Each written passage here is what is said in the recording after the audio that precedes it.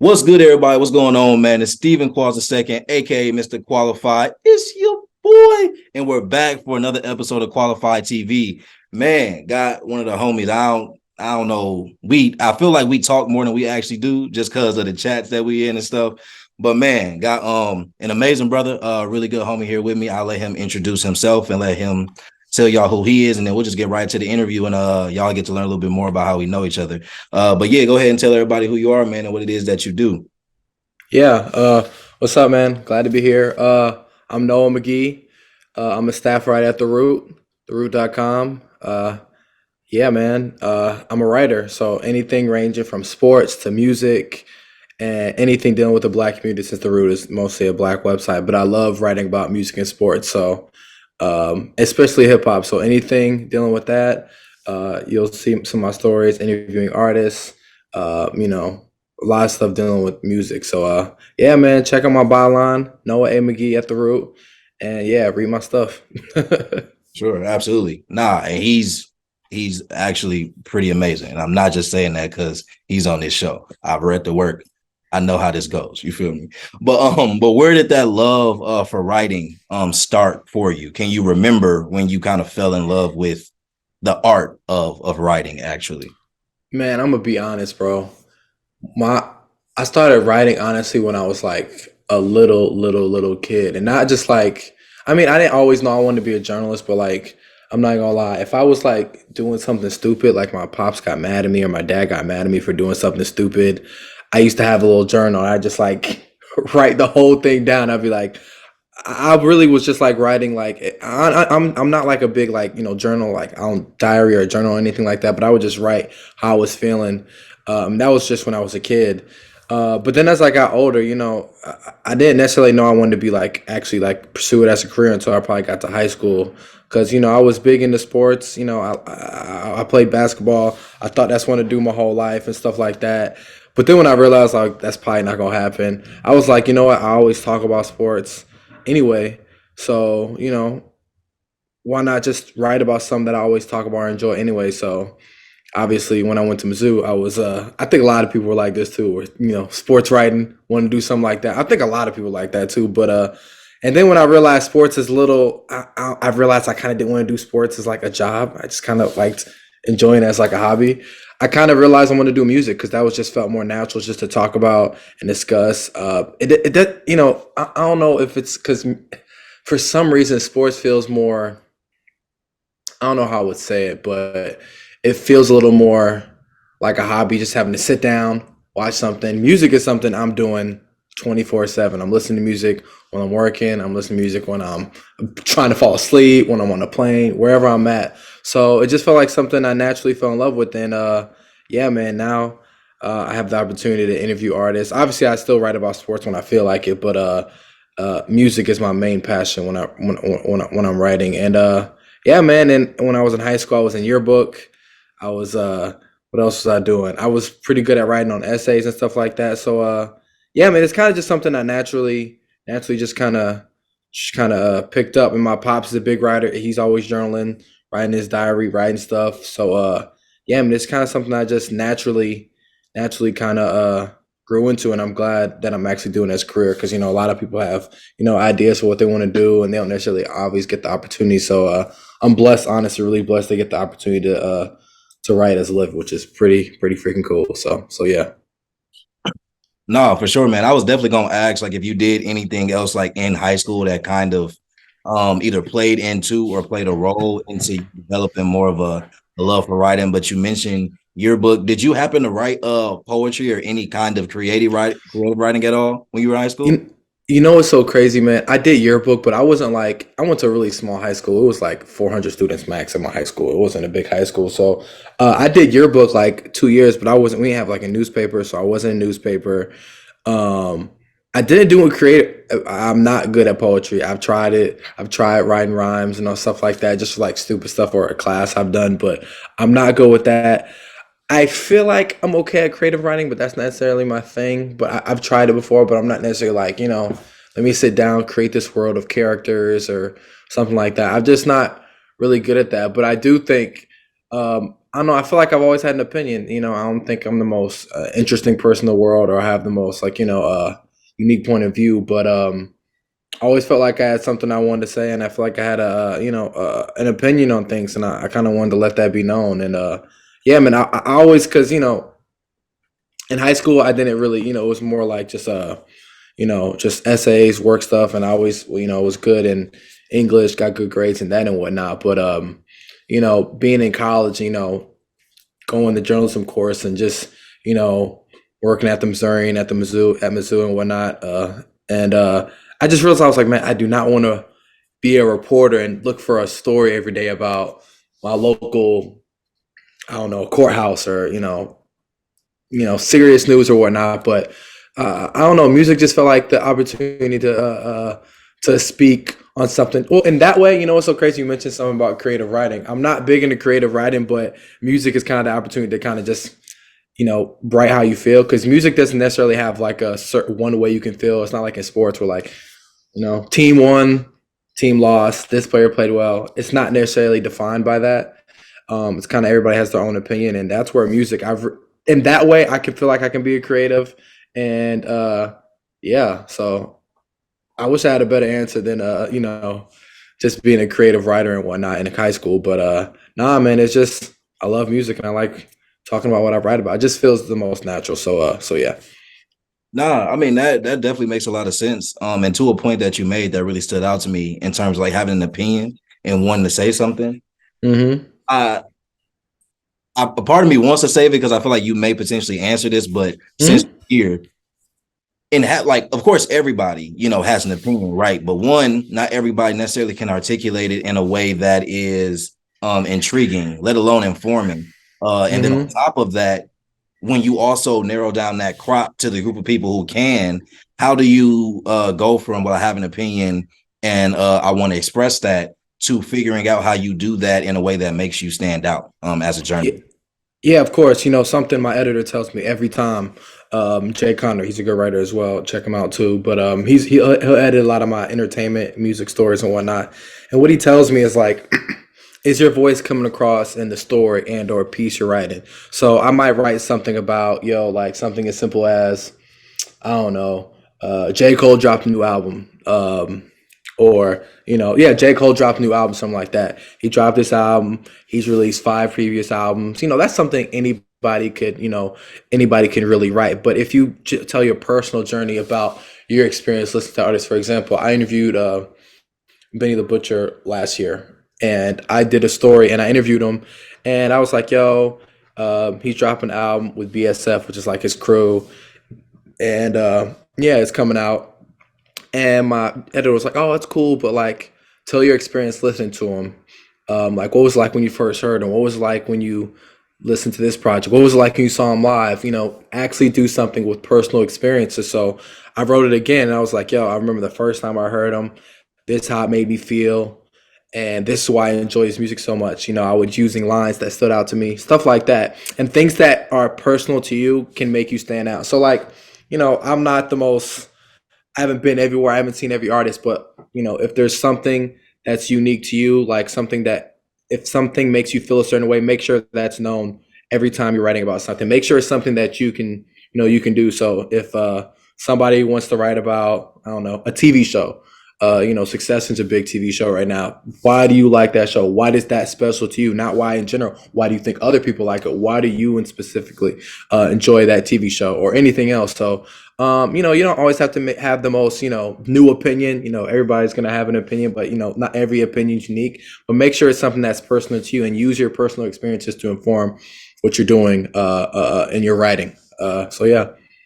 Yeah, no, that makes a lot of sense. And I definitely have more questions in that realm, especially as it relates to Mm-hmm. journalism, that I'm sure will come up. But Mm-hmm. I'll back a little bit and go and talk about your decision to come to Mizzou. So was your decision to come to Mizzou and the J school, was that intentional, essentially?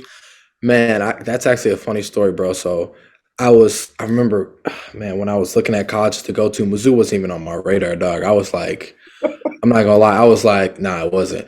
And it's funny because I was like, man, I'm gonna go to HBCU. All my brothers, my younger brothers at Morehouse right now. My older brother graduated from Howard. I was like, man, I'm gonna go to HBCU and whatnot. But honestly, money wasn't looking right. So I was like, man, I don't know where I'm gonna go. So I applied to a bunch of schools, and it's funny.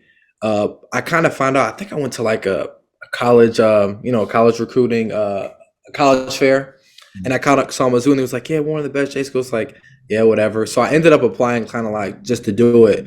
But to funny enough, my mom went to KU, which is like Mizzou's rival. So I was really, really leaning towards KU. And it's funny because I went to like a whole journalism camp at University of Kansas. I was like, I'm gonna go here probably. But uh, when I actually found out Mizzou was actually like that at the J school, because I was kind of like, oh, whatever. But when I actually found it was like that at the J school, I was like, oh, I'm probably gonna end up here anyway. And I got family from Missouri. My mom's from Missouri. Most of her side of his family's there. So yeah, and it's kind of worked out. So yeah, man. It's kind of crazy that it worked out the way it did because I had no idea Mizzou was such a good J school because I'm not from the Midwest. People from the Midwest might know, but I'm from the South, so a lot of people was like, Mizzou, what's that? But yeah, it kind of just came out on like the last second, and it worked out. So yeah, man. Yeah, no, that is a crazy story. You definitely don't find too many people stumbling upon the school by accident. The J school, specifically, that is at least. But Yeah, exactly. And now I'm like, oh, of course. Why don't you know about Mizzou? Mizzou's the best J school, but high school, I was thinking Syracuse big time. I was like, I'm gonna try to go to Syracuse. I'm not gonna lie, I have the grades for that. University of Georgia's okay. University of North Carolina, but honestly, I wanted to get away from the South, so I was kind of just trying to stay away from the South. So I was thinking Syracuse, but I have the grades for that.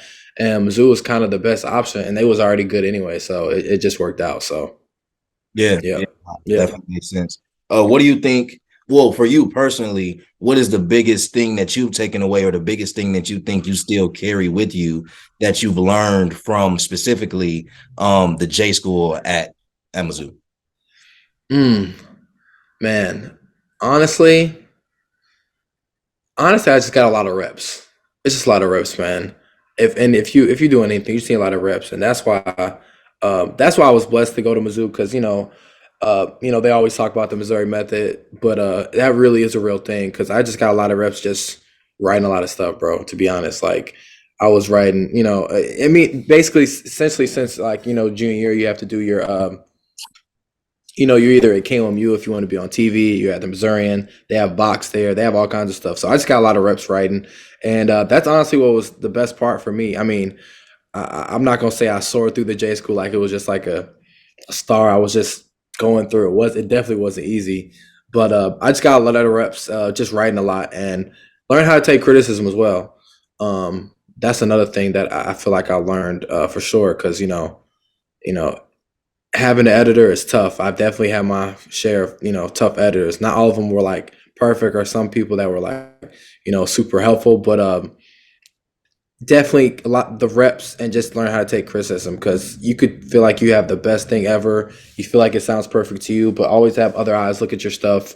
It always helps. And in the end, editing's a funny part because you'll write something and it feels good to you, it sounds good to you, you're reading it out loud, you feel like you took all the steps, but then you have somebody else read this and be like, nah, bro, this is not it for real. Somebody will think this, or this doesn't sound right. How can you say this when you don't make this point? This is not concise, you're just saying this to say this. Um so and sometimes that could be hard to hear. I had a hard time hearing criticism for a long time. I'm like, why do they think I got to take this out? But it's definitely something I've definitely started to embrace more because it just makes your stuff better. In the end, when you have a published work and you see people loving it or people engaging with it, that's the most rewarding part. And editors are definitely a big part of that. Whether sometimes they aren't always the best, but they are definitely a big part of that. So definitely the reps and editing for sure at Mizzou is what I learned how to deal with the most. So yeah. Yeah, no, I mean, I definitely get that, and I think the criticism piece, I mean, in general, that's huge. Yeah, yeah. But specifically with writing, and even to a point that you mentioned before, in regards to writing being very expressive, and you needing to come through your writing for stories to really hit home. How do you balance knowing that you're putting so much of yourself into it, so being more defensive of it in that regard, but understanding Uh-huh. basically how do you not take that criticism personal? How are you able to look at somebody saying it's not you as a writer being the issue, but you telling Uh-huh. the story can be better if certain things are implemented or certain things are taken away, even if you're very attached to it. What's that balance? Yeah. Essentially, you're a creative, so you're very defensive of, or can be defensive or protective of what you're creating, and you creating it in a very particular way. How do you balance not? How do you balance that idea of, well, I'm making it a specific way, and people that'll get it, or people that Uh-huh. see it, they'll see it, versus, well, I need to make sure that my message is getting across generally and is appealing not only who I wanted to, but that somebody who doesn't know me can still be drawn in or pulled in and say, oh, this is a great piece by a great writer. Yeah. Oh man. Honestly, it's sometimes hard to separate because I kind of attach it to like music because like if you're an artist, I mean I'm not an artist, but if you're an artist and you make a song that you love or something like that, and somebody comes in like, yo bro, you need to switch up this, you sound weird on this, and you're like, damn bro, this is me, this is my stuff, you feel like it sounds good for you. And it's similar in the way with your writing because um and that's a and still that's still something I'm working on. I'm not perfect with it, but um I definitely, I just wrote a piece like the other day, honestly, today, and I was like, I wrote something, and it was something I was really, not necessarily passionate about. But I had a strong opinion about. I'll say it right now, it was about I wrote a piece about Dylan Brooks, and his villain art kind of going in the downward spiral, Yeah. and I added some things in there, and it was just kind of extra. And my editor was like, "Yo, bro, you need to take this out." And I was like, it's always good to ask questions, and that definitely comes with having a good editor sometimes. And I'm like, yo, why do I need to take this out? He's like, honestly, it just feels like it's extra. You don't really need that. I feel like what you had was already good. If you take this out, it'll be more concise. It's what our audience reads, and I feel like it gets your point across better. And if you're always open to just getting the best product out, then I think you'll learn how to take criticism better. But it's still like a tug and pull. Like, I want to have the best piece, but sometimes I feel like I know best. You know what I'm saying? So sometimes you have to humble yourself and whatnot. But so it's not really like a perfect science to, wanting to have your best foot forward and get your opinion out and have your creativity show, and then also what's best for the actual story. Because sometimes you got to also think about what's best for the actual story. Because some people always think what's best for yourself. What's best. What do I like? But what are the readers going to think? What are the what are other audiences going to think? What are other journalists going to think? That's something you have to take in consideration as well. And that, I'm pretty sure that goes into like any career path you're taking. So yeah, it's not necessarily a perfect science in terms of taking criticism on stuff that you're putting yourself in or putting part of yourself in anyway. So yeah, I'm not sure I have like a perfect answer for that, but it's definitely something you just kind of just have to learn to accept, I guess is the right word, accept, and just kind of take the punches as they go and just kind of learn to to deal with. I guess it's not really a perfect answer for that, but yeah. Yeah, no, I agree. I definitely wasn't expecting a perfect answer, but everybody Yeah. has their different ways and methods of trying to find that balance. So I just always think it's interesting to figure out how different people do it. What was your first, like when you graduated, what was your first step or opportunity after you graduated within writing as a career? Yeah, man. So, for people at Mizzou, I'm pretty sure a lot of people that go to Mizzou, or if you go at Mizzou now, you're going to hear this, but, they're, especially at the Jays, because they're like 99% of our students or something of that sense graduate with the job, something along those lines. And, I graduated May 2019, and I didn't have a job, bro. A lot of my friends had jobs, were getting jobs, stuff like that. And I was kind of like feeling kind of down because I was like, yo, I'm about to head back home with nothing. So went back home to Atlanta. I didn't make that clear. I'm from Atlanta. So yeah. Went back home to Atlanta. Worked at the mall for a couple months. I was working at the van store in Lenox. Yeah, man, it was rough times. But actually, I went to the NABJ conference 2019 in Miami. And actually, and that whole summer I was applying to jobs, and this is actually a funny story how I got my first job. So I applied to a job at the Chicago Tribune, Chicago content agency, which is like under the Tribune. don't want to get into all to that, but I applied for a job. Uh, I kind of heard from somebody, and I applied. I did like a little writing test. Didn't really hear back, and then I went to the NABJ conference, and there was like a job fair, and I went to the Tribune Content Agency's table, and I was like, "Yo, I applied for your job." They were like, "Oh, okay, cool." And I was like, "Yeah," and I was like, "Well, okay." They was like, "Just put your resume, put your name down, email, resume," um, and I didn't really hear anything. And then like last day of the conference, I got a call from somebody saying like, "Hey, we're from the Tribune Content Agency. Would you do an interview?" Did an interview, ended up getting the job like as I was leaving for the conference, and it's crazy because then years later I found out that damn, I'm going to the whole story. I got my first job, but it just brings up the whole thing. But basically, like the a couple months later, while I was at the job, I found that they were like, "Yo, we saw that you applied, but somebody met you at the NABJ conference and they were really impressed by you, and that inclined us to give you a call back and give you this job." And I was like, wow, I didn't even remember that. So like when people say like, you in college, you hear like, you never know who you're gonna meet. That junk really is true. So yeah. So long story short, was working at the Tribune Content Agency. I was working for a site kind of owned by the Chicago Tribune called the Active Times. It's gone now. Don't worry about it. Look it up. It's not going to show up. Well, it'll show up, but there's no new content coming out there. Was there for about a year and a half, and then they basically dissolved our site going into 2021. So then that happened, and then but then they offered some of us a job at the Chicago Tribune. So then I was at the Chicago Tribune, proper, actual at the site, working as an audience member. So basically anything having to do with social media. So if you follow the Tribune, Chicago Tribune on Twitter or Facebook, was posting stories on Twitter, posting stories on Facebook. If you go to chicagotribune.com, I was, fixing up the homepage, putting stories on the homepage. So that was me. But and then yeah, so I was doing that for a while.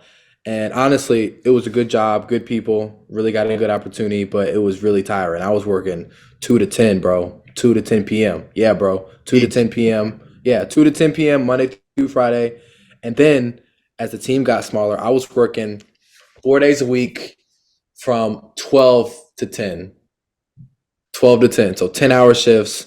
It was hard. And I was working from home, but some jobs, everybody's job is different, but some jobs you're working at home, you do a project, or sometimes either people have like a list of things they have to do out the day, like, okay, I'm working on this, and they'll take breaks throughout the day, they'll chill or get lunch, stuff like that. And some people have like, okay, like now I have to write this amount of stories today, I'll write a story, chill, do something else, write a story, chill, do something. At this job, it was like you had to be on the computer every single minute because a story could come in, breaking news could happen. You have to send out. I was sending out notifications. So if you have the Chicago Tribune app, I would send out a notification. It was like I had to be on the clock the whole time because if a lot of people joke about going on appointments during when they're working from home. I couldn't do that because something might happen. I'll miss it. I'm in trouble. So yeah, and then I was there for how long was I there? Basically another year. Basically another year there, and then I was like, man, I want to get to writing. I want to get to writing. I was writing a little bit at the my first job, but it was doing a lot of slideshows, nothing really journalism related. And I was like, man, I want to write. I want to do this writing thing. And I was looking for jobs, and I came off the route, and I was blessed to get a job. And I've been there since November 2020. Is that 2021? Yeah, since November 2021. And yeah, man. So obviously, I've been writing before. I wrote it in college. I wrote a little bit in my first job, but it was slideshow. But this is my first opportunity at the Root to really get a chance to, use my voice, report stories, interview people, in a career sense. Actually getting paid for it and whatnot. So yeah. So 4 years out since college, but it's my third job. So yeah, the past year, almost 2 years, coming up in November, has been really cool. We've got a lot of great opportunities, and yeah, man, yeah, that's my career journey so far. Hey, no, man, I feel that, and it's always interesting hearing how stories are so similar in regards to this idea that when you graduate college, that I don't know why it's sold to us this way. Like when we in I, college, it's sold to us in such a way that that the fast track makes sense. And it's not to say that some people that's not their story. Some people mm-hmm, they get their degree in their major. They're able to find a job in that field and are able to like either matriculate or find their way. And that's it's a very simple path.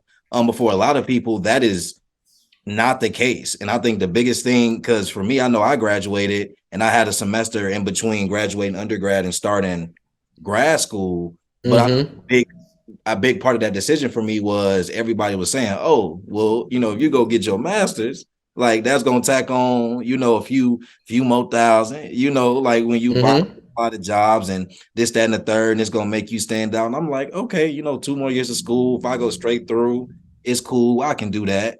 You know, mm-hmm, he felt like a better student going into grad school than I did in undergrad when I kind of mentally figured out the school thing, like for me. mm-hmm. But I feel like now tell me if I'm speaking for you, but like once you went through, undergrad, you go into grad school thinking like, oh, I know exactly what I want to do with this. I know exactly what I want to get out of this. Like, I know exactly what I'm in it for. Even though people come into college with like a specific major and whatnot, which is cool and everything, those things change. I have a lot of friends that changed majors 2, 3 times, which is cool. But when you kind of get into grad school, you kind of get in the weeds of like, okay, I know exactly what I want to get out of this.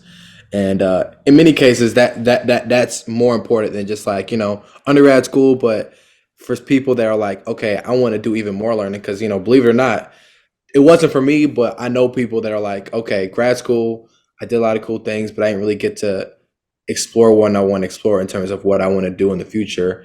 Grad school's for them, and yeah, I definitely understand that from grad school perspective. Yeah, yeah, yeah. And tell me if that was like that for you. If you yeah, like you would, yeah, yeah. absolutely. Like I wanted literally when people would ask, because what was funny was when I would tell people that I wanted to, like nobody was surprised, which I didn't expect people to, but it's always funny when people are like, yeah, I figured. I was just wondering if you was gonna, you know, I'm just like, I Yeah, guess, yeah. you know what I'm saying. But I wanted to learn more. Like I think I had figured out in undergrad, I'm like, okay, this digital aspect, like this storytelling side, okay, I know Mm-hmm. that's a huge part of what I want to do. Cool. Mm-hmm. And I initially wanted to double major. I wanted to do digital Ooh. storytelling, and I wanted to double major. I just decided way too late to try to do it. Mm-hmm.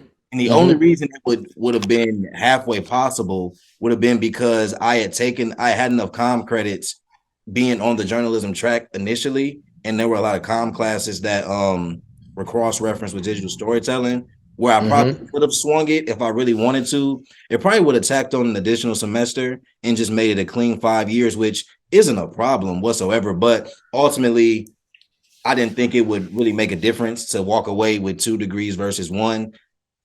I mean, outside of it being for me, like that would have been the only thing, and Mm-hmm. it wasn't that deep for me. Mm-hmm. But I knew I was like, nah, I want to take this somewhere else. Like I want to like outside this storytelling aspect, I want to be able to have something along with that. Like, yes, I'm telling these stories, but with this context. So that's why when I Mm-hmm. went to grad school and my program was education school and counseling psychology, I always knew psychology was something I wanted to figure out how to like intersect with the storytelling aspect because I felt like at least for me within storytelling, the psyche is a huge part of that. Like that's the part that I'm Mm-hmm. Oh yeah. the psychology aspect was like, oh, if I'm learning like the backside of like how you attack like the psychological aspect, that just adds a whole nother layer to the storytelling. Man, let's talk about journalism for a little. Mm. Yeah. Mm. Let's get So into it. where do you feel like journalism as an industry is now? Man, it's so funny, but because like I'll joke with my friends, like, man, I can't believe I decided to go into journalism because in a lot of ways, it's really tough. It's really, really tough. And it's so crazy. I graduated 4 years from now. I've already been laid off from a job. And a lot of friends I've already, a lot of my friends that are also, still in journalism have been laid off from jobs too. It's really, really tough. Um, and, it, that's the thing though. Man, journalism, wow, I could say a lot, but it's really tough in the sense that like, there's a lot of frustration I think when a lot of people that are doing a lot of that are just people creating content. First of all, there's not a lot of jobs out there in the first place there's more writers than, place to have available. There's a lot of people that are out freelancing, which is, all my people that are out freelancing, salute to you. That's something that is something scary for me and something that like I don't know if I could do. There's not a lot of job openings like, at my job, at other jobs, there's like hiring freezes, stuff like that. More content and more stories that need to be written and people available for them. Um, yeah, man. And on top of that, it's tough because, people are reading your work and people always criticize. Like, I always felt like I want to be the one to like read comments and stuff like that. And first of all, I didn't think people would care enough to comment on my stories, but I've had stories, people commenting, saying some crazy stuff, and like, "You idiot, you've messed things up," and I've messed things up, and I felt bad. Yeah, man, journalism is definitely not for you. Really got to enjoy what you're doing. You really, really have to believe in what you're doing, and uh, yeah, man, oh, man, that's such a broad question of how I feel about journalism, dog. But the only thing that keeps me going and makes sure like I'm like keep going is like, man, I will find that job or that passion or that specific position where I'm like, this is exactly where I'm at. Because even though there's a lot of things about my job that I do like, there's parts I don't. And I definitely just aspiring to the place where I'm like, okay, I can focus on specifically writing what I want to write about. And maybe that might not be at this job. This might be something where I do become a freelance writer or something like that. This might be something where, I don't know, I might be specifically an author. I might write a book one day and just do that. Those journalists that just write books, they're not always writing articles. So definitely journalism is a place that's always evolving, and it's definitely hard to find the one spot where you find exactly what you're going to do because the industry's forever changing. I'm just going on a rant, dog, but Man, no, yeah, it's a lot. I'm like, sometimes I'll be thinking like, bro, why did I even do this? Seriously, because like I got friends like every day. It feels like there's a place going on strike. Heck, people at my company went on a strike last year, dog. We was out for a week, not working, trying to get a new deal done for like our union. Like, it is not easy, and everybody that's journalists out here, I truly respect you. How big I'm not a, I've interviewed some people, but I'm not in no way like a big time journalist in any way. But I definitely, already feel like the grind and the how hard it is to be a journalist and do this for a long time. Because I'm like, and I've only done this for a couple of years, and I'm already feeling tired and exhausted from this industry. Imagine people have been doing it for like 20 plus years. You know what I'm saying? It's yeah, definitely not easy. yeah, yeah, man. I mean, I know it's a broad question, and I don't mind the rant at all because I asked it to get that perspective because there's as somebody speaking as somebody who is not in it, like I'm not in the grind of it, but Mm-hmm. just knowing that that's what I went to school for, researching and understanding what the industry at least was at the time, and still, I mean, just being into the things I'm into, like I'm kind of aware of how things are moving. I also still have a lot of friends who are in journalism as Oh well. yeah, yeah, yeah. So so I still kind of have an ear to it, if you will. The community of people who want like the hard hitting stuff or the in-depth stuff, like the stuff that isn't just, hey, it's about this person. And I don't want to call it gossip because it doesn't necessarily have to be gossip, but like Mm-hmm. clickbaity in the sense of it, there's a Bloggy. there's bloggy, there's a person whose name or their persona in of itself is a draw. And then if it's drama related or about something that is drama filled in regards to them, that's the draw. And people will read it trying to get information, but not so much Mm-hmm. for the story in it.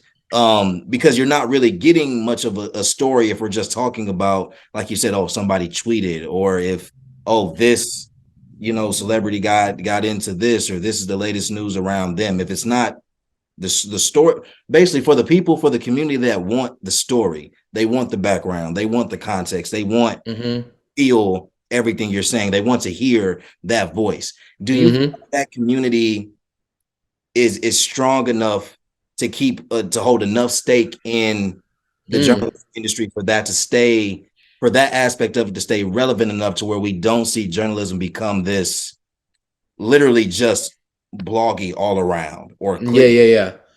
Will Wow, the, that's a yes, to summarize all that up, no. I get what you're saying. journalism die? Is there? Yeah, yeah, I know. Oh, I don't think journalism will ever die because people always need people to tell news.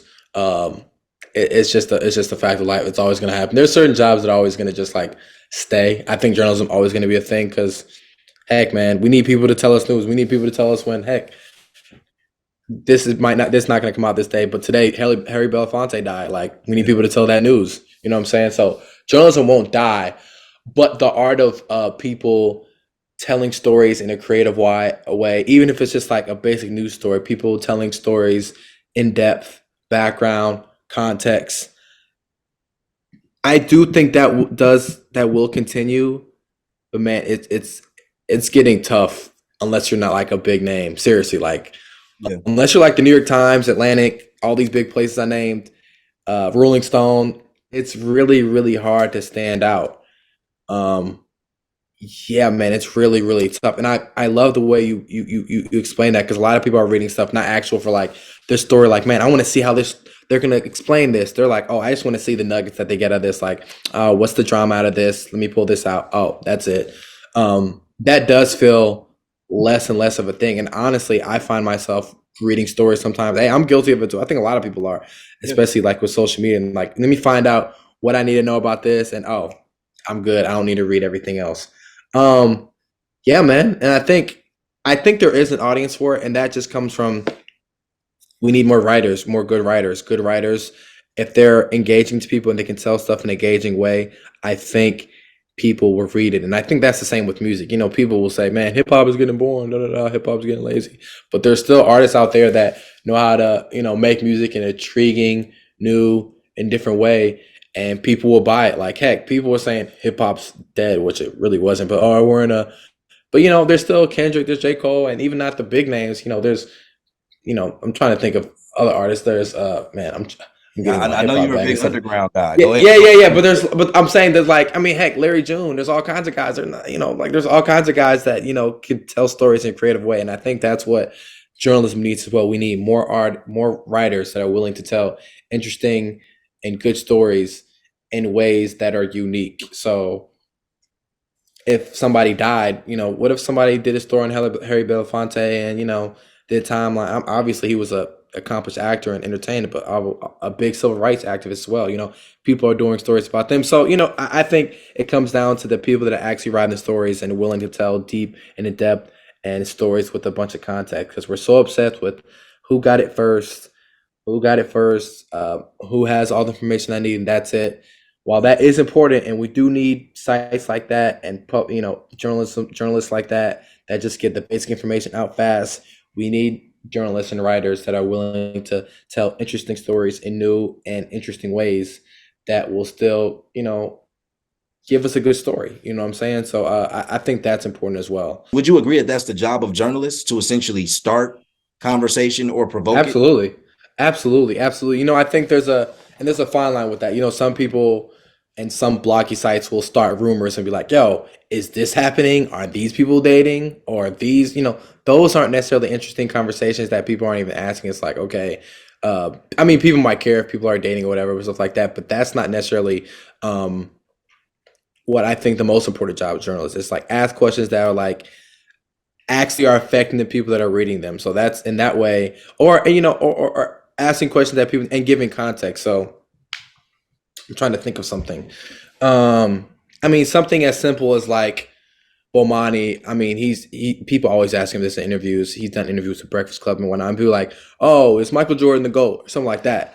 And obviously, that's an important question. But obviously, he'll be able to lay out his points in a very intriguing and interesting way that basically lays out how he feels, and not necessarily trying to put his opinions on anybody else. And I think that's the important part of journalism is being able to lay out your opinions or just give context in general. Final question, man. Gotta ask this to everybody that blesses the platform, that blesses the show, man. Okay. We've talked about the both sides, the beauty and the struggle of being a Mm-hmm. the art of journalism and writing and telling a story. And Mm-hmm. and we've just talked about that path of how you continue to find your voice and everything. So within how you have found your voice, within how you have come to be comfortable with that voice and telling stories in the way that you want to tell them, what makes you as a journalist qualified? Wow. Oh, that's a good question. What makes me qualified, man? I care what I'm writing about. I think I care. I think that's what matters the most. If you just listen to all this thing, like, I mean, heck, if I'm just talking about music, dude, I really enjoy music, dog. Like, I really enjoy listening to music, and I really, really enjoy just listening and caring about music, dog. It moves me emotionally. I know I don't want to get all deep about it, but like, I really do care about what I'm writing about. Like, if I'm writing about basketball, dog, I truly, truly care about basketball, dog. That's legit my first love. And I think that comes across in my writing and the things I know. Cause, I find myself saying, like, yo, man, everybody knows about, I don't know, this specific thing or this specific artist. But like, no, dog, that's just because we just know this stuff. And I think that's why I'm qualified, because the stuff that I'm putting out, the stuff that I'm writing about, it's not coming from a place of like, oh, he's just writing about this because this is trendy or popular or whatever. That's not really what I'm in it for. If I am qualified because I care about what I write about. If I had the choice, I write about all these underground artists the rest of my career. Even if 3 people read it, I'd really be content with that, because it's something I know I'm caring about, and it's something I know I'm invested in, and something that I'm pulling my all in. I'm putting part of myself into that because it's something I enjoy. So that's why I'm qualified. Hey man, look, I love it. Like, I think a lot of people do things without care. A lot of people do Mm-hmm. don't care about. And I think you can tell. I think for a lot of people, whether you're doing a everyday job, because I don't want to disrespect it, but whether you're doing Oh yeah. I mean, people gotta do what they gotta do. yeah, you know what I'm saying? But Mm-hmm. even in regards to it, I mean, it's always beautiful to see when somebody does have that level of care and passion, because Mm-hmm. they are doing work on a certain level. It's just like, nah, like there's a respect there past doing what you got to do, because you don't necessarily have to do this, but you're choosing to with this level of care. And so that's dope, man. That's dope, man. I love it. Can't wait to read more. Can't wait to see who the next, big interview is gonna be. Oh Um, yeah, yeah. Oh yeah. I don't know if this is for the podcast, but I do have some pieces coming out this week. I'm interviewing.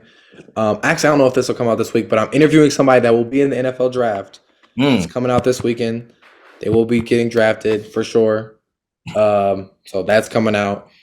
I got a piece coming out a couple of in next month. I interviewed somebody. Um, yeah, I got pieces, so I'll definitely be tweeting it out and stuff like that. But yeah, Noah A. McGee at The Root. So if you just look up Noah A. McGee, theroot.com, you'll find my little profile. You can see all the stories I've written. You can comment stupid stuff or whatever. That's me on everything at Noah A. McGee on Instagram, Twitter, and on Google. So yeah. for sure. Y'all heard the man. But thanks Yep. again, bro. I definitely appreciate you taking the time to sit down and let me ask you some questions and have you just share your story, bro. Definitely appreciate it. You already shouted out your handles and everything. So if y'all Mm-hmm. pay attention, we'll definitely have that down here for you. Also, Diplo line, like 30 seconds to hear from him as well. Oh yeah. Yeah. Yeah. Yeah. Yeah. Yeah, but other than that, man, if no other parting words from you, until the next time y'all see me on this screen, I catch y'all. Peace.